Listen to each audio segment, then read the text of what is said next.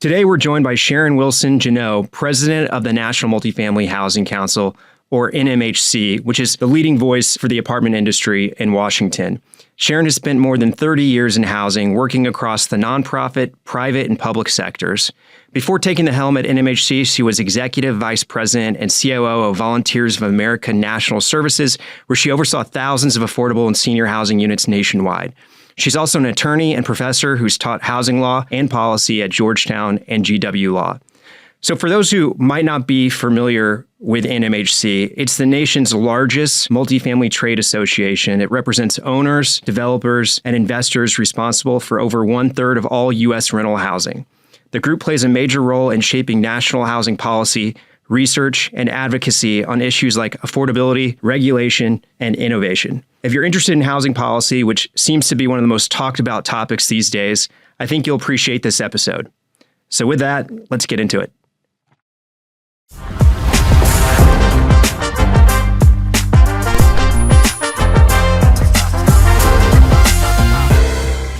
Yeah, thanks for coming down either way. This is a huge pleasure for me because this is my first year on the Government Affairs Committee for NMHC, and I see you everywhere. I see you in the newspapers. I see you being quoted. Very cool to have the president of NMHC with us. So yeah. With that, can you give us, we were talking earlier, Sharon, a little bit about your background. Sure. You were almost primed for this position. Tell us how you got into this space. Well, going back many years, my interest in real estate really came from where I came from. I'm from St. Louis originally, a city that has had struggles up and down. And I found it really fascinating the times when things seemed good and there was new investment and new opportunity in our city, and the places in the pockets where it wasn't so good. Mm-hmm. And I went to law school believing that was what lawyers did, and they helped work through those kinds of problems, only to find out when I started practicing law at a large general practice firm that that's not what they do. Get out of here. And I hated it. And I absolutely hated it. So there I am, 25 with a mountain of law school debt and doing something I really didn't like. So I went to the chair of the pro bono committee and said, is there something else I can do? And they put me on the Habitat for Humanity legal committee, and the rest is history. I started working and spending probably more time on that than I did on my paying clients. And it became very clear within a year that was where I was headed. So I left the private practice of law. I took a part-time job, and I worked 2 jobs and then went to graduate school getting a degree in urban policy and planning. And never worked harder in my life, but never enjoyed it more. Mm-hmm. I had the opportunity to come back to Washington, where I'd gone to law school, and swore up and down I was not going to go back to a law firm. I wasn't going to bill my time at 10 cents an hour. And of course, I went back to a law firm, and I billed my time at 10 cents an hour. But it was all focused on affordable housing. It was a boutique firm that did both advocacy work as well as deals and other things, mostly in the public housing space. Absolutely loved it. Eventually moved to a bigger law firm with a bigger platform so I could bring more resources to the table to my clients. After a period of time, about 10 years after that, my kids were getting a little older, and I was thinking, what is it that I really enjoy the most? And the things I enjoyed the most about being a lawyer was when I was really embedded with the client, when I was part of their business team, part of their political team. And so I had an opportunity to go to a large national nonprofit platform and run their affordable platform as well as their senior living platform. And loved that opportunity, built a team. It happened to coincide with COVID. So we were running nursing homes in 7 states during COVID, as well as running the affordable housing platform. And that was a transformative experience. I don't regret 1 minute of it, but it was incredible respect for people in that space. And really wasn't looking, we were just coming out of COVID. We were trying to get ourselves back on our feet. It built a great team and had some really good rhythm. And this opportunity came to me through a headhunter. And I kind of... Did you follow NMHC much before? A little bit. I joked with Doug Bibby about this at one point. When I was at the law firm had offered to write a chapter on affordable housing and a couple other things for the NMHC Multifamily Handbook. And I'd actually written that chapter. So completely unbeknownst as I started this interview process. But so they were in our orbit, but I wasn't as familiar with the organization as I was with some of the more affordable organizations. And really, it was the opportunity to meet with the officers and the members of the organization. And I didn't see it at first. And I kind of shied away from going through the interview process. And finally, they said, look, we have this great long-term leader in Doug Bibby. The officers are still trying to figure out what they want. Would you just come in and just talk to them, because I want to put a couple different types of candidates. So I said, fine. And it just clicked. Great leadership. And really, it was more for me this moment in time. We have people's attention. Mm-hmm. Housing is the number 1, 2, or 3 issue in the last federal election. We were just talking about this before, and it's pretty much the only thing that everyone agrees on is we need more housing, we need more affordable housing. Exactly. So we'll definitely get into that. Tell us what, for those that don't know, just tell them what NMHC is and what it is NMHC is responsible for. Sure. We're an advocacy and industry-facing organization that supports players in the multifamily space. And what do players in the multifamily space do? They build the housing where people build their lives in different times of their lives, in different ways, in different communities. So that's our output. The players in our space are largely owner, developer, manager, operators of multifamily housing across the country, as well as investors, developers, and increasingly a number of supplier partners, and many of them are in the tech space. And I think there's real opportunity for us to leverage that. Something NMHC has done well for more than 20 years, leverage that tech space to create the future we all want. We're not going to be able to do it unless we do. Yeah, interesting. Well, I know ever since I got into the industry, NMHC was always kind of the organization everyone would turn to. I mean, that name is a name that is anyone that's in the multifamily space, particularly institutional, you follow NMHC, you're involved in NMHC. If you're lucky, you go to 1 or 2 conferences a year. That's NMHC. It's definitely the preeminent multifamily organization. What would be kind of like a NMHC but a different industry? Or in housing, is there another sort of comparable? We partner very closely with the National Apartment Association, okay. and one of the reasons I took this job, frankly, was because there is this partnership. What you find in other industries that have other industry groups, oftentimes those industry groups are competing for one another for membership, and there can be some undercutting and other things. For almost 30 years, NMHC and NAA have an actual written agreement with each other where we work together on a variety of issues. We take the lead on certain things. They help us more on state and local. And in fact, we're in the process of rethinking that now, given that we're playing 3-dimensional chess in housing now, federal, state, and local. And how do we work not more apart, but more closely together? Mm-hmm. It seems like now more than ever, this is... you guys are probably busier than ever before. Maybe this is kind of a once-in-a-lifetime opportunity to change the status quo some. What do you think it is about you coming in as president in this era that is unique compared to prior eras? Again, a moment in time, right? Yeah. Most of my experience has been in the affordable housing space. Increasingly, the connection between the Class A space and the affordable space and the small A workforce space, those dots are being connected in large part because of policy shifts and the need to really elevate the affordable space, because most Class A developers now know that they need to help be part of the solution for solving the affordability problem and helping to support affordable housing development, be that government subsidized, be it other ways to incentivize it, is a critical component of that. So I feel like one of the things I've been able to bring to the table that I've really appreciated the opportunity to do is be a little bit of a bridge in facilitating that and really bringing more affordable and small A, even affordable developers into the NMHC umbrella so they can find a home there too.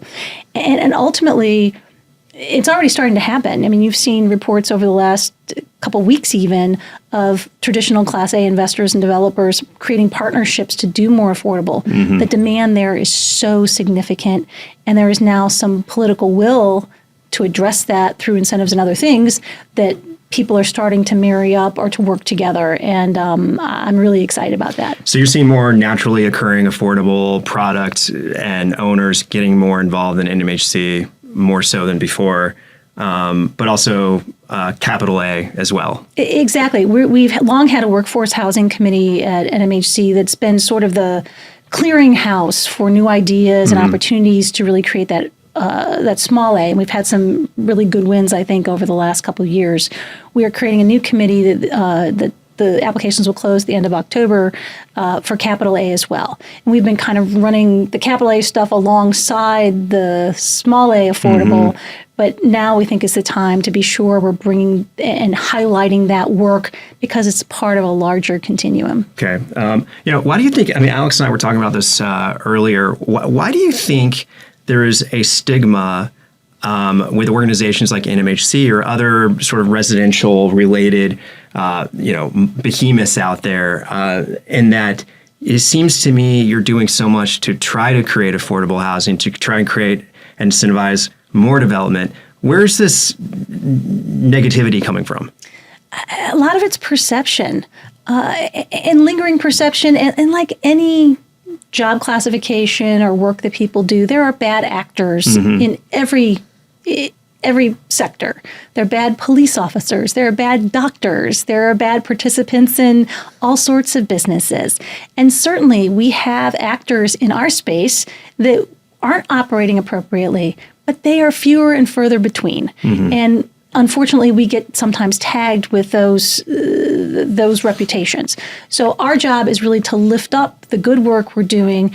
And I think increasingly, and this is one of the things we're working on in our communication style, focusing on the outcome we're trying to achieve. We are building communities where people build their lives at different times and in different parts, and we're creating a freedom of choice for housing. Right now, many, particularly young people, will tell you they don't have choices. Yep. Because there isn't enough housing and not enough housing of the right variety at the right price point for them to make a choice if, they have a loved one who's fallen ill across the country and they want to be there for a longer period of time, or their family member wants to take a job in another location and it's a difficult choice, even though that would be a great career move. It's a difficult choice because there isn't enough housing available at the right price point. When we succeed when our customers succeed. And so that's part of our role in elevating that conversation as well. And we talk a lot about our members, but we are doing a better job of creating that through line from what their work does and how we support the people who support the people. To the greater public. Exactly. It's we were talking about this. I don't think, the majority of, people who are not in the business or not in commercial real estate of some sort know what multifamily is. Right. And that seems to be a little bit of a problem. And maybe that's one of the reasons why we were just talking about this, which I thought was so funny, that there's a ranking of different trade groups out there, and NMHC is where in that ranking? We're somewhere between I'm not putting you on the spot. We're somewhere between chemical companies and cosmetic companies. We're pretty far down there, and that's just the landlord category, right? So that's insanity. That's just so absurd. But okay, exactly. We don't have the best reputation, unfortunately, and we're never going to be successful in creating the businesses that we need and building the housing that we need if we don't uplift our own reputation, but almost equally importantly, uplift the reputation of renters. Yeah. People still see them as less than in a community, and that is increasingly not so. Yeah, they're your client. They're our client. That is just Is that a fact. truly the perception that renters are still a class below? We have hung on for more than a century to this idea that the American dream, the only American dream, is defined by home ownership and home ownership of 4 freestanding walls and a patch of grass. We don't recognize lifelong renting as a vehicle to both economic wealth, to mobility, to choice, to freedom. And with more mobile work and with shifts in our economy and increasing cost of construction, you can name a whole host of things, that has to change. And we are really trying very hard to make people connect those dots, that multifamily is value add in your community. It is not something to be feared. And the people that live in multifamily are value add to your community as well. Yeah, I get that. LEV is simplifying the most tedious parts of commercial real estate financing by bringing it all into one single platform. Use LEV to find new lenders matched exactly to your deal specs, manage all stages of your pipeline, and maintain relationships with your network. With LEV, you can keep in touch with your network, plus connect with over 7,000 active lenders. They're also just launched the newest version of LEV Memo, which uses your uploaded information to generate OMs with the click of a button. See how easy debt financing can be and why LEV users are launching over $3 billion in deals every month. Get started on lev.com today. The NIMBYism out there can be pretty extreme. By the way, for the record, this ranking of trade groups is ranked by... It really does. The Association of Association Executives. Okay, so for everyone that doesn't know, there is an association for association executives, and they rank other associations. Yeah, but who's ranking them? There's the question. So Alex and I are going to create an association of an association of association of directors, and we're going. We might do that with all my free time. Yeah. All right, we'll get into stuff that people actually care about, and not my take on associations. Sharon, the first thing that comes to mind is that you have a hard job, and it's not just because you have your hand in a million different buckets, and there's so much that's under the umbrella of multifamily, but the first thought that comes to my mind is you're dealing with administration turnovers pretty much every 3.5 years, let's call it. It's not even a full 4. It's probably even less. It's like 2, and then they start marketing their next campaign, right? And that's just on the federal side. Then you have state politics, which their ears are even more full than what the federal government has. And then the local players, which are just a mind of their own, right? And cities. So for you, I'm realizing that for you to have big wins, especially on a local scale, that might happen in some of the metropolitan gateways. New York, obviously, San Fran, LA, wherever these cities are a conglomerate of their own. They have such a dense population. But when you know that you're dealing with federal and state and local, how are you prioritizing, what you're working on and like keeping up these relationships? Because you're trying to fix affordability on a systemic level. At least I hope, and that's right. That's my perception of NMHC. How are you juggling that? Yeah, and the coordination between all three. Yeah, we can't do it alone. That's the bottom line. To your point about turnover, aside from the administration doesn't always drive the bus. Keep in mind, Congress will start, they're up every 2 years, the whole body. So they will start running again. They're already running. They run the minute they walk in the door, but they will really start running in earnest in January of this year already. We feel like we just had an election. Well, here we go again. And a third of the Senate. And we have such thin margins in Washington right now. There are times when one party has one house and one party has the other house, and it's pretty clear where it's going. Not this time. So that creates a whole nother dynamic, aside from the fact the administration will only be in year 2. Yeah. So it's both and even at the federal level. And I think it was Ruth Bader Ginsburg, paraphrasing here, said, all lasting change is incremental. And in my later part of my career, I've come to learn that you're not going to get that win day one walking out the door. You have to educate. It takes time. Really great example. We just had the passage of the tax bill. The first time we reauthorized all tax provisions were on the table. Back here in July, was signed by the president. 5 years ago in 2017, we were pushing back on a number of tax provisions that were getting whipped up in falsehood or go cross industries that without recognition of how important they are to real estate. For Give example, us an example, yeah. Carried interest is a great example. We almost lost carried interest in 2017. But again, that impacts multiple industries.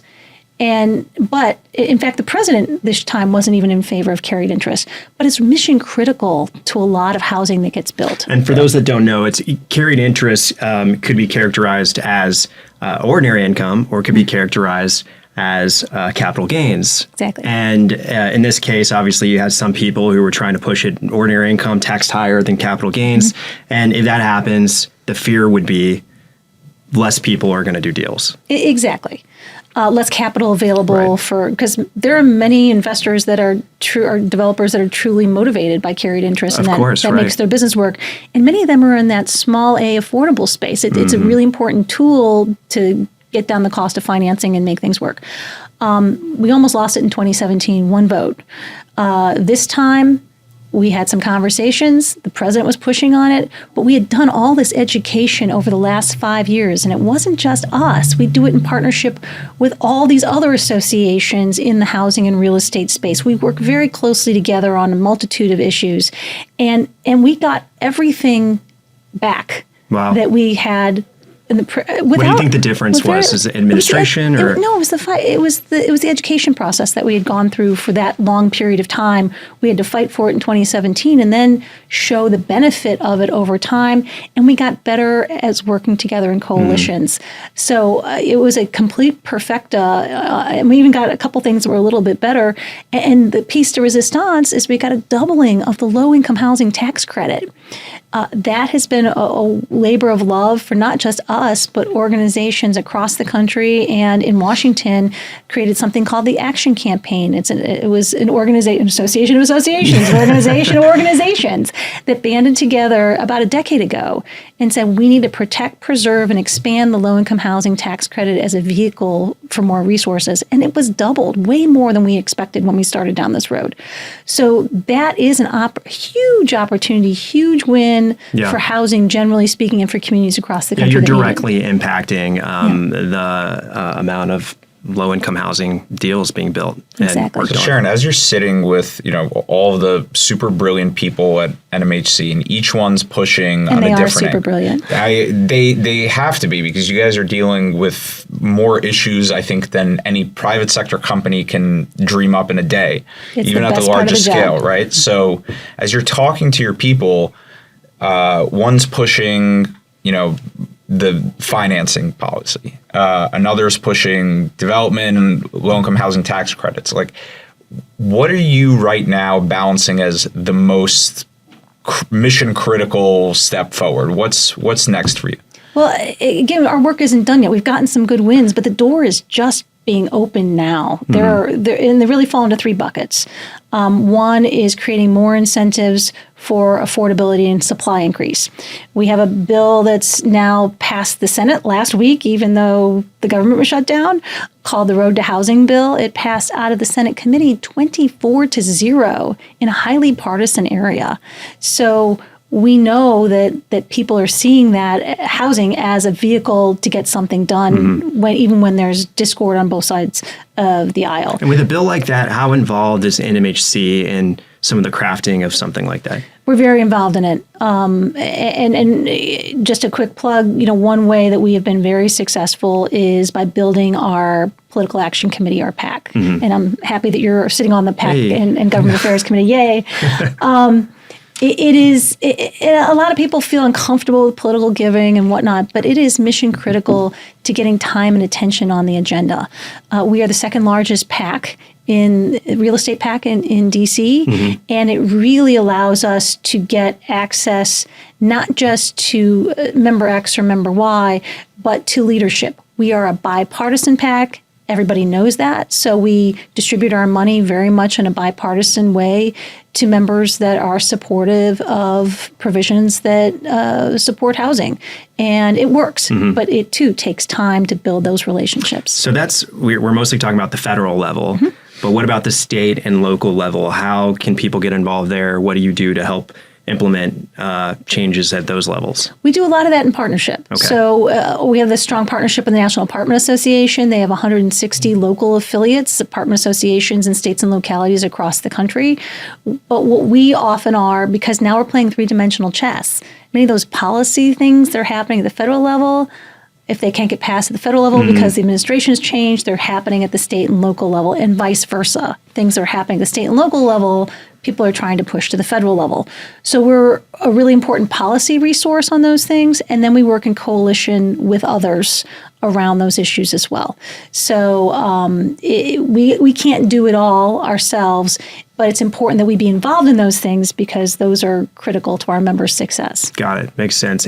One thing that just keeps striking me some is it's kind of low-hanging fruit to tell your constituents in a district where maybe they just don't know any better and there's a lack of affordable housing, like so many areas in this country. It's low-hanging fruit for whatever representative who's trying to get voted in to say, hey, we're going to create more caps on rent. We're going to make it hard. Essentially, we're going to make it harder for more development and more investment in the community because of all these rent restrictions. Is that something that you think is a real cause of some of this? Absolutely. You must be following the New York mayor's race closely. Yeah, totally. I was trying to be, on PC about it. I'll put it on the table. But it's not just happening there. It's happening in other communities across the country as well. Yeah. Very similar thing happened very close to my home in Montgomery County, Maryland over the last year. You had a city council person specifically, but other members of the council that saw that the rent stabilization or rent control issue as a vehicle for their own political ascendance, and making promises to constituents. There is only one answer. We're going to press the easy button, and we're just going to control rents. Great. It makes a lot of sense just without thinking about it. I'm like, this person wants to keep me from having to pay an arm and a leg each year for rent, but they don't get it. But I imagine there's a million stats and figures out there to prove the other way. 40 plus years of research in the U.S., around the world, that illustrate from economists of all political stripes, showing that rent control, not only does it not work in creating more affordability, it undermines affordability because it limits supply, it limits investment, and frankly, you see it here in New York, it limits housing quality. We have some of the highest quality rental housing in the world, in part because most of our communities do not have rent stabilization. And I think the easiest way to look at this is there are two cities in the U.S. that have long had rent stabilization regimes, New York City and San Francisco, who are the two cities that have longest had the most affordability problems and the most struggle with quality, New York City and San Francisco. So this is actually my favorite topic in the whole realm of affordability, right? And I think you hit the nail on the head. It's often said it's a tax on the market rate paying tenants, which by and large is true, right? So you are closer to the ground than anybody else. What to you stands out as the first solution to it or the first path to fixing it? So agreed that rent control, it's not the way. From everybody you've heard, every developer, every operator, what are people saying would be the right path forward? Well, two things. One, you have to stop the foolishness, right? So we're on a mission to win hearts and minds. And there are a lot of politicians that understand and believe data and actually do and want to do the right thing and want to create the housing that everyone in their community wants moving forward. They need political cover. They need facts, they need information, and they need us talking to their constituents as well. You can't yell at the public and say, guys, get rid of rent control. It doesn't work. They're going to say, of course, that's what you want. You guys want to get rich. Exactly. So Makes sense. We've created something called the Housing Solutions Coalition, and it's the first of its kind partnership. Again, this is where the coalitions work out well. Ourselves, the National Apartment Association, the Mortgage Bankers Association, the National Association of Home Builders, and the National Association of Realtors. So the five of us have gotten together and we've started a campaign to be a resource in states and localities where this issue is coming up. We've put resources into it. We're leveraging resources from our multifamily community and others to help us really tell the story. And some of it's generational. We do a lot of polling. You see rent control being less palatable to people largely over 45 or 50. We are losing terribly in that 18 to 40 range. Shocker. It's generational though. We've done our work in educating over a period of time, and the issue's sort of fallen off. Now that it's coming up again, now is the time for us to educate a whole new generation of people. And so we were in 3 states this past year. We were in Colorado, Nevada, and Washington State. We'll be in more states this year, resources dependent, to really help tell the story and share resources and make sure all those other 4 organizations, not NMHC, have state or local affiliate organizations, and sometimes they don't all speak with one voice. Yeah. This enables the national organizations to at least provide them the opportunity to coordinate and do so. If you're managing debt in commercial real estate, it's worth checking out Lev. Lev's the AI platform for commercial real estate. Lev gives you one place to find lenders, launch deals, and keep track of responses without jumping between emails, spreadsheets, and CRMs. You can see everything that's happening with a deal across your team, all in one dashboard. Get the benefits of AI automation without the headache of building agents yourself. It's fast to set up and easy to use, and it's effective. Lev users are launching over $3 billion in deals every month, and they are loving the results. Visit lev.com to try it out.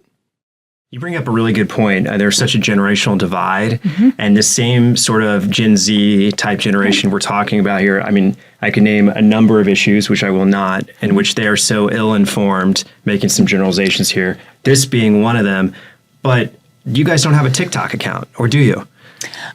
Housing Solutions Coalition has a variety of social media accounts. Okay. We'll film a TikTok with Sharon after this. I think this is a real thing. It's how do you get to that next generation? Yeah. And it seems like so many of them are getting their facts from TikTok. I have Gen Z daughters who send me all the TikToks I need. Yeah, totally. But look, it's the job of young people, especially college graduates. You learned from textbooks for 12 years, or 16 years, however long it is.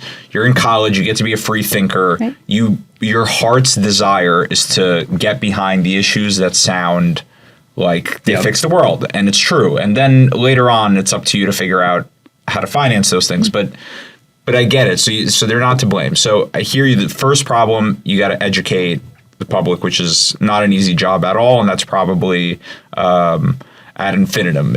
You can never stop doing that. Can't do it enough. What's the second step? Second step is let's elevate and promote solutions that actually do work. There are a number of jurisdictions that are doing some really interesting things. Reducing barriers on a zoning basis. This is a small win we had in Colorado, but they passed the opportunity to have single-stair in multifamily housing. You can put 20% plus more units on a building if you only have to do single-stair. You reduce the cost per unit. Small but important victory for people to understand without compromising safety at all. Many communities are going to sort of what we call a rocket docket type approach for permitting.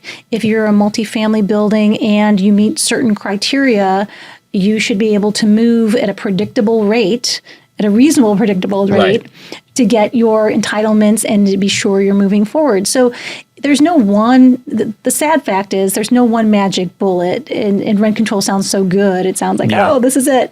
There's no one magic bullet, and it's complicated.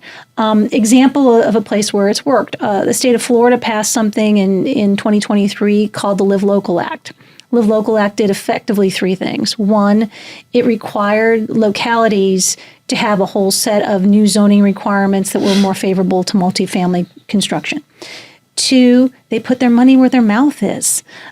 Building of particularly affordable housing requires resources. They put almost $1 billion of new money into their system. And Florida's always been a pretty good investor anyway, but they put about $1 million in 4 different pots to help facilitate that. And third, they closed the door on rent control. They had long had a preemption on rent control, but it had a little bit of a loophole. They closed the door so investors can feel confident that if they make investments in this state using the Live Local Act provisions, that they're not going to be hit later with a rent control situation that's going to make their deal go upside down when they're halfway through it or even 10 years from now. Those three things, reducing risk, creating resources, and creating a regulatory environment at the local level, if you can replicate, and they're different in different places, if you can replicate those kinds of things in other states, you're going to have something there. And I know a lot of investors and developers who had deals planned, for example, in California, who said, I'm going to take that money and redeploy it to Florida. Yeah. People are still moving there.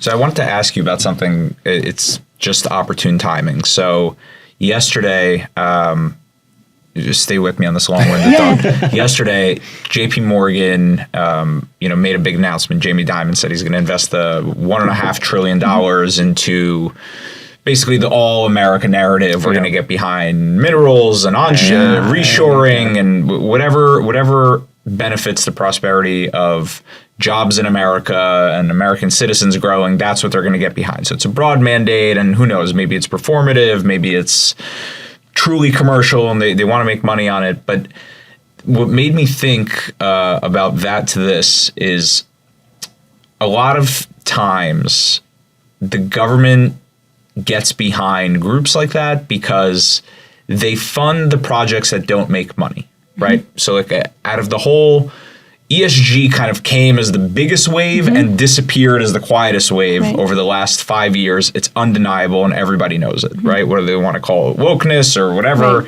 doesn't matter. But the point being is the ESG funds that launched and people who got into solely ESG projects, they had horrible returns, right? So the government gets behind things like this because that's the only way that it works is with subsidy. So they have low-income housing tax credit programs. That's totally understandable. But those are pretty difficult, right? Like few and far between are developers really good at capital A affordable. Is there any other pool that you guys are lobbying with federal government or state governments to really get behind thinking of housing as just part of the infrastructure? Like it generally needs, if all projects got 10% funding or something, it's alternatives to LIHTC. Yeah, I love where you're going with this. And it's something that we actually came out of our workforce housing committee. We asked our members, hey, look, what helps you build that lowercase a, assuming you're not going to get a ton more federal resources, and we just got the low-income housing tax credit, so that's an opportunity. Not enough, but a good start. So where can we build, what would help you build that lowercase a? And they said, the thing we use most effectively is local tax abatement. Yeah. If we can rely on local tax abatement, it's plug and play. We can negotiate it effectively with certain income restrictions, time periods, other things, and we can tailor it to the deal by and large, different in different places, and make it work. So we proposed something that we're hoping gets included at least partially in some legislation that's hopefully coming out of the House fairly soon. Could the federal government, again, don't create another federal program, please. Don't create a whole other set of boohoo, please. Could the federal government be a partner in facilitating that by matching with states and localities 50%, 30%, if they provide tax abatement under this set of circumstances? We at the federal government level know how to do matching grant programs pretty well. We match transportation dollars, we match disaster assistance dollars, and we match other education dollars and other things. So we already have a kind of a mechanism for doing that without a whole lot of additional layers of review. And let's use a system that's already in place where states and localities feel like they're controlling that destiny a little bit better than just coming down and dropping a federal program. So it's a great idea because Texas, as you know, has gotten in a lot of trouble with PFCs and HFCs, which these public facility corporations, housing facility corporations. It's essentially just that. You partner with. Let's just keep it. You partner with the government. You say we're going to have X amount of units be affordable, and therefore we will get 100% tax abatement. And it was getting a lot of shit because they were taking all this money off the tax rolls, and they weren't always actually creating more affordability. There were some operators who would get this incentive, but the rents were already well below whatever the restriction was going to be. So that has kind of gotten cleaned up some, although it's working its way through the woodwork in Texas. How would this differ? How would you fix that? Like anything, and I work extensively in both the PFC and HFC programs and think they're great programs. Like any program, it could be subject to abuses if you're not good about the enforcement and the back end and the monitoring and things of that nature. Unfortunately, they threw a lot of the baby out with the bathwater in Texas and have made them very, very difficult to do cost effectively. But I will say this, many, many, many deals happened in Texas that would have otherwise happened in other places over the last 15 years, let's say. And why do you think so many companies are moving to Texas and pulled up stakes? Because there was housing affordability in Texas. What created that housing affordability? The investment of the state in those tools. I think dollars to donuts, that is the reason why Texas has been successful, among other things. But also, that's a lesson for other states as well. To your earlier point, this connection between job creation, the reindustrialization of America. Let's make chip factories. Let's make other things here in the U.S. How did we become an industrialized nation in the first place? Without housing. Industrial companies created housing. Right. The railroads built housing. That's a good point. Hershey Chocolate built housing. I don't love that. Yeah, but I don't necessarily want to see Yeah. that today, but I do really like your idea of the matchmaking program, right? Yeah, if the federal exactly. government can give back 50% or 20%, Right. whatever the number is, back to the state level so that they can still continue to bankroll the necessary things, right? It's one thing to put up a house, but then if you don't fix all the potholes through the rest of the city for the rest of 5 years, it doesn't really help. What else similar to that do you think would be effective? Is there any other solution that you're hearing about? The other thing that, and this is something the administration has been talking about, and it was announced a little bit publicly, Secretary Bessent mentioned it a couple months ago, that they've been working on, this administration has used the executive order pretty effectively in a lot of different industries. Yeah. They announced on the first day of the administration that in their list of priorities, creating more housing supply was part of that. They have been thinking about how does the federal government be an incentivizer to states and localities to reduce those barriers to housing, to create the regulatory environment that people can count on. They have done a lot of work in this space, and I applaud them for it. I think that what happens in this administration is sometimes the politics overtake the really good ideas, and there's a lot of vying for priority in some cases. I hope this type of work sees the light of day. The idea of just saying, look, if you want these federal incentives, here's what your locality has to do. We saw it happen the other way around, carrots and sticks, but we saw the stick approach work when we raised the drinking age to 21 back in the 80s, because we told localities if they didn't do it, we were going to pull transportation dollars. So you can do it that way. That's one vehicle. Or two, you can create the incentives so localities want to do that. Interesting. The news is important, but if you're a busy real estate professional like me, you don't have time to skim through dozens of dry and ad-filled media outlets each day. That's why I read the CRE Daily. It's a free email newsletter that cuts through the clutter and delivers concise, witty commentary on the latest trends and transactions in commercial real estate. If you're a commercial real estate professional, you owe it to yourself to try it out and stay on top of what's happening in the industry. It's only 5 minutes a day. Visit credaily.com to sign up for free. Well, there's something just big picture that I think about in this space is, food, health, two things that, ideally we don't want anyone to go without. And we do have programs that help a big chunk of people, although not as many people as maybe it should. But you have CHIPS, you have Medicare, Medicaid. You do have Section 8 vouchers, which help with housing some. But there's not something really equivalent to any of those things when it comes to housing. Correct. And I guess one of the reasons is housing is you have to have incentivization for developers to build and provide versus, the SNAP program to, what was food stamps. Yeah. What incentive? That's just a If you load up the debit card and the rents just get higher, they'll That's be right. forced to take the higher rent, So this of course. seems like kind of a complicated, although not so complicated topic. No, and it's a topic I really love because you're really onto something here. The difference between, what are basic human needs? Housing, healthcare, food substance. There's some others, but those are probably three biggies. We could argue education. The healthcare system and the housing system in this country are entitlement. Yeah. You qualify, you get it.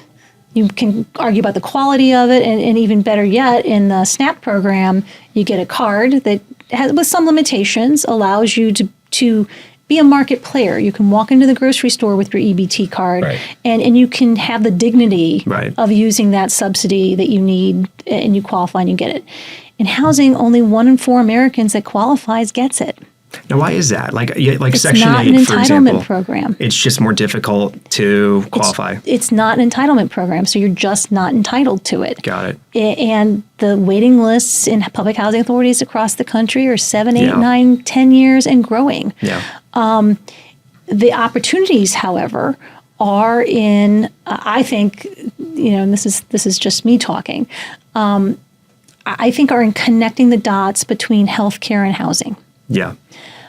Now we didn't have it before, but in the last decade, amazing research has been done showing that a little bit of investment in just stable housing has huge benefits and huge cost savings to that healthcare system, particularly for seniors and vulnerable populations.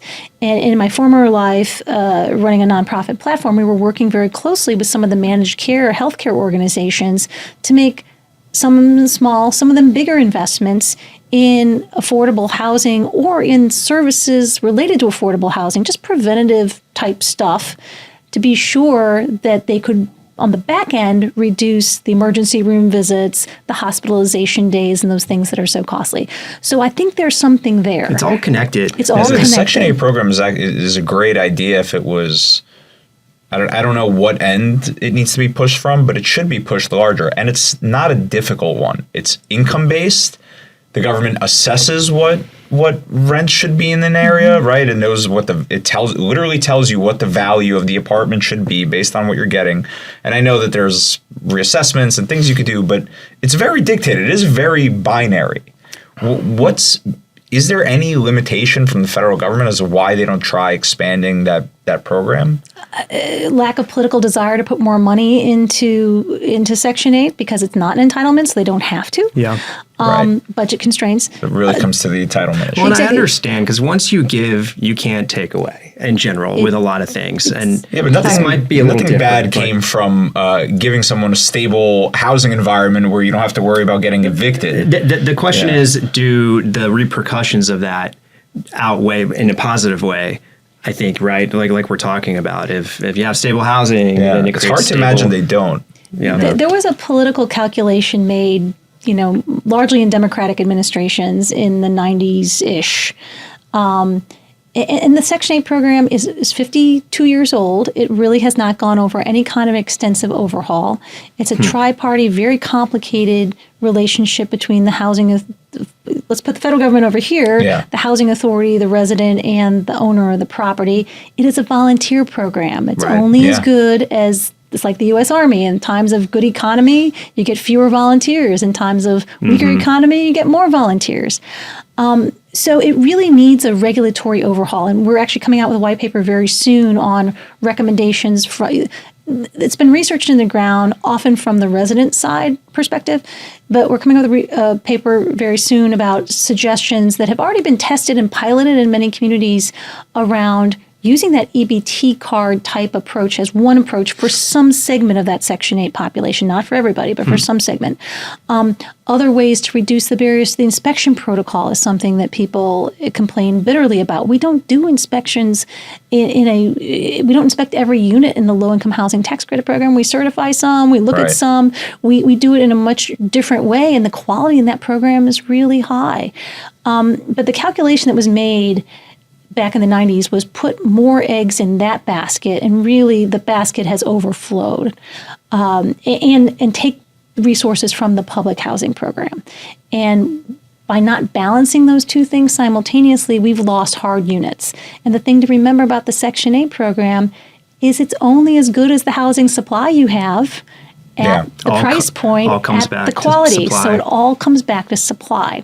So if we had a stronger public housing program where we had actual hard supply complemented by the Section 8 program that that was more elastic given different market conditions, we'd be in a better position now.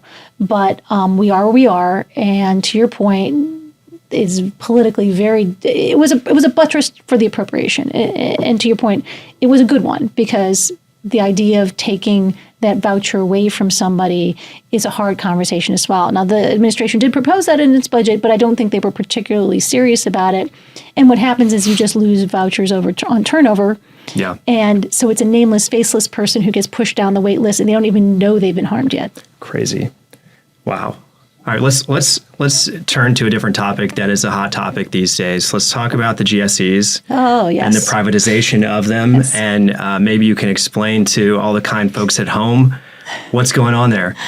I wish I could explain this. Didn't we do a segment on this 9 months ago? Maybe. But we have, look who we have here. I know. The segment was just you and me, just two bozos talking about. I more so meant, I think it was 8 or 9 months ago at this point, we're like, hey, by the way, this is really happening. They're really about to privatize nothing's the happened. GSEs. Yeah. So, kind of high level, where is most of this information about what the, quote, plans are coming from? It's coming from social media platforms, X, Truth Social, et cetera. There hasn't been a lot of official documentation supporting those ideas. But there's long been conversation around, is it time to end the conservatorship? It is much more complicated than it appears, in part because of the agreement that was struck in 2008 between basically the Treasury and the FHFA, the conservator, which was also renegotiated. So not only have the GSEs paid back the debt, but paid back the debt with interest, there is a rolling credit card mechanism to this that still leaves a fairly significant outstanding piece of debt owed. And while the GSEs have chipped away at that, there's a lot of it's not so simple to figure out how you would, if you were to move them out of conservatorship, how you would remove that from the federal books without dramatically increasing the debt of the U.S. government. And then there's some politics around who really holds that paper and who benefits, and that's a much bigger, broader conversation. There appear to be increasingly, and you've heard some of this reported as well, two camps within the administration. One which wants to expedite this very quickly and is very interested in moving forward with all undue speed. There's another group that's probably more experienced in the housing market that will tell you, yeah, let's start taking steps in that direction, but we're looking at 2027, 2028, 2029. We have to really spend baby some steps, time on really this. think about it. And then, of course, we're in this really unique market situation where high interest rate environment has gone on way longer than anyone ever anticipated.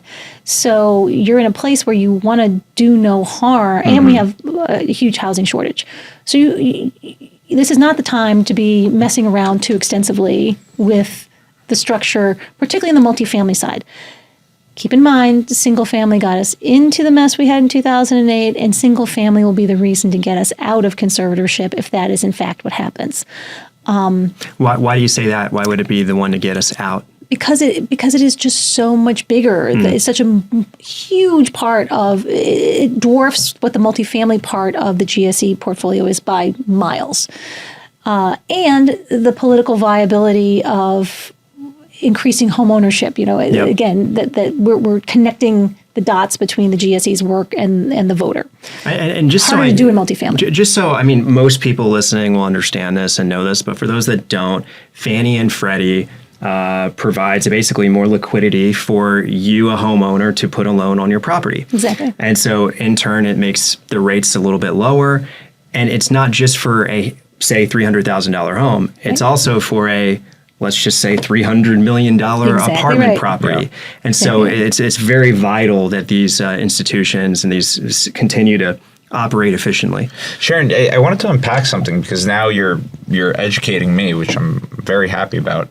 Educating Alex. Oh. Yeah, Jack. Some of us like to learn.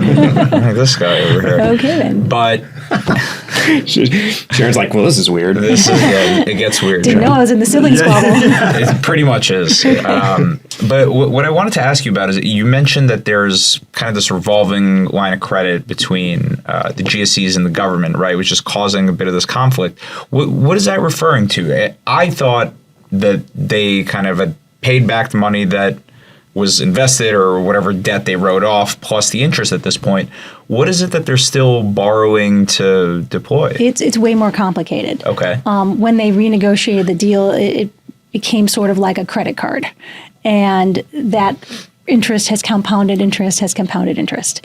So it's really going to take a pretty significant minute to unravel all that, first of all, just from a business perspective, but secondly, again, that impact on, and I'm simplifying here, that impact on the national debt and how that gets booked. I actually, one of our colleague organizations did a webinar probably within the last 9 months that I thought was fascinating. I think it was Urban Institute, that had former Congressional Budget Office and OMB officials talking about the 4 or 5 ways you could book this if you wanted to book it and what it would mean. It's quite the conundrum. Wow. So is it just that they've, in total dollar volume, kind of paid back whatever the notional was, but then they continued to borrow? Wow. That's a very different story, and I think that really skipped over. The headlines really skipped over that piece. You and I are reading the same things because I didn't know that either. You'd have to, if you were to move this with all undue speed, there would be some debt that pretty significant amount of debt that would have to be effectively extinguished or refinanced in some way. Unclear what that looks like. But there's a lot of money to be made here. Would be the largest IPOs in history if it was to happen, right? So there's some conflicting interests here, I'm sure. Conflicting interests. One more thing. We're kind of running low on time, but let's talk about operations. This is also a key thing. We could do a whole hour on just that. I know. We could talk to you for 5 or 6 hours if people would listen. This is like surgery? Yeah. I think we need drinks, though. Yes. All right. We'll do a new no-cap format. So insurance, taxes, just the impact of tariffs on construction costs. Right. All these things are hurting operators. Yes. And that's an issue. Yes. Tell us what's going on there. We were the worst reminder for Sharon about all the things that she still has to do. You're going to go back to your hotel and just have like this breakdown of so much to do. No. I'm reminded of it every day, so it's totally fine. What I'll call the uncontrollables, right? Yep. And again, part of that is an education, from a political standpoint, part of that's an education. Why do rents go up? Well, sure, they go up for a variety of reasons, but coming out of COVID, the insurance situation has gotten severe in many places. The state and local taxes is the sleeper, in my view. So many increases across the country in state and local taxes, which is not, unless you have a tax abatement, it's not exactly negotiable here. So, and people don't realize that the services that they, as a citizen of whatever community they live in, are being paid through their rent payment. It's much easier for a homeowner to see that because they get a separate bill. Tariffs, construction. Same from an operating perspective, although most of our members don't report the materials tariffs hitting them across the board in every location, in every area of what they're doing. But that could change and shift at any moment. The other thing you didn't mention, but also an impact, is labor related to immigration reform. We haven't seen a lot of that impact yet, but we know it's coming. A lot of the construction firms, again, reported by our members at this point, have been a little light because of the interest rate environment. So they've been able to pick up some of that slack. It's off. Exactly. It's offsetting. Yeah. But as the interest rate environment changes and becomes more hospitable, and all those deals that were sitting, I hope, on the sidelines come in, we're going to be in a very different situation. Interesting. That's interesting. So what is it that NMHC is doing there to try? I don't know what you can do, candidly, for some of these things, but you yell at the insurance. Yeah, what do you do? How do you get involved? Ask them to lower premiums. We've spent a ton of time on the insurance piece. We've done a number of surveys. They're all on our website on the front end. If you want to take a look, we don't bury that stuff behind the firewall, so it's available to people. And then we worked again. Number one, identify the problem. 2, elevate the issue. We've worked in a large coalition across single family and multifamily to do a joint letter about 9 months ago that had an appendix that went on for pages of things the federal government could do. Some of them small, some of them large. Some of them focused largely on affordable, some of them focused on the broader segments of the marketplace. But all of those are long-term projects. Short-term projects, A lot of our members report, and when I was an operator, we had done this. We were probably early in the game, creating a captive. Okay, that's great, and there's really that's a really nice short-term tool. But what happens? All you're doing is holding capital that you would otherwise deploy for more construction, more rehab, and whatnot. not everyone can do that. And not everyone can do that, exactly. But it's a short-term solution. We have a lot of members that are, and the insurance companies will tell you, it's not necessarily us, it's the reinsurers. Yep. We've had more members over the last couple of years booking their flights to London, spending time with Lloyd's. I hear that over and over too. And this is just a product of hurricanes and natural disasters. Hurricanes, natural disasters, the payouts that have had. So a couple sleeper issues on this, though. Lack of capacity with the reinsurers. And is there a solution where, through the tax code or other things, we could create more reinsurance opportunities in the U.S. that would be more hospitable? That's a longer-term project. Big driver, cost of construction. So you have so many policies, particularly those in the affordable space where HUD has required 100% insurance replacement value. Cost of construction have gone through the roof, and they're starting to pay out on some of these more recent natural disasters and being like 100%. Oh, gee, it wasn't what we thought it was. Right. It's a whole different number. So reporting from our members is that the casualty part of this has sort of ameliorated a little bit. It's never going to go back to where it was, but it just started to at least ameliorate with some education, both by the reinsurers and with the insurance companies. But what the longer term challenge will be is the liability, GL, cyber, and those kinds of coverages, particularly with the affordable providers having a very difficult time getting GL. Another solution to that, in part because of large tort awards. Yeah. So we have been working in a number of states. That's been happening for years. It's been happening for years, but there have been some really nuclear verdicts that have happened recently. So we've been working in a couple of states that have passed bills to reduce tort reform, to really reduce those kinds of things and create a more hospitable environment. Yeah. Like remember that McDonald's woman who sued for getting her hot coffee spilled on herself, and she won like $100 million. Yeah. I've been trying to replicate that for years, but hasn't worked yet. Okay. That's one strategy. This is fascinating. We really could talk to you for this is probably a three-part episode. Yeah, it really is. Great. We got to have you back. All right, After awesome. more policy changes have happened for the better. Yeah, that'd be terrific. I guess before we end this, tell us, it's kind of like a vague question, but what are you most excited about in terms of changes? Yeah, we haven't spent a ton of time on it, but I'm super excited what's happening in the technology space, both from an operations standpoint and how that can be part of the solution to reducing, or at least reducing the increase in costs of operations, creating better customer experiences, not just with our intersection with our residents, but for the residents themselves, and the opportunities to create more connectivity. And then finally, really excited about an area that we as an industry are behind in, which is construction technology. Ultimately, we are still building buildings the way we built them 100 plus years ago. And they're increasingly seeing opportunities, not just for modular, but for 3D printing, for panelized construction, for a whole host of things that we have not seen yet, but could be our housing of the future if communities accept it, if we can have the venture capital and the R&D money to produce it, and we can house people better, stronger, hopefully in more resilient buildings moving forward. Also a solution to the insurance problem if you figure it out.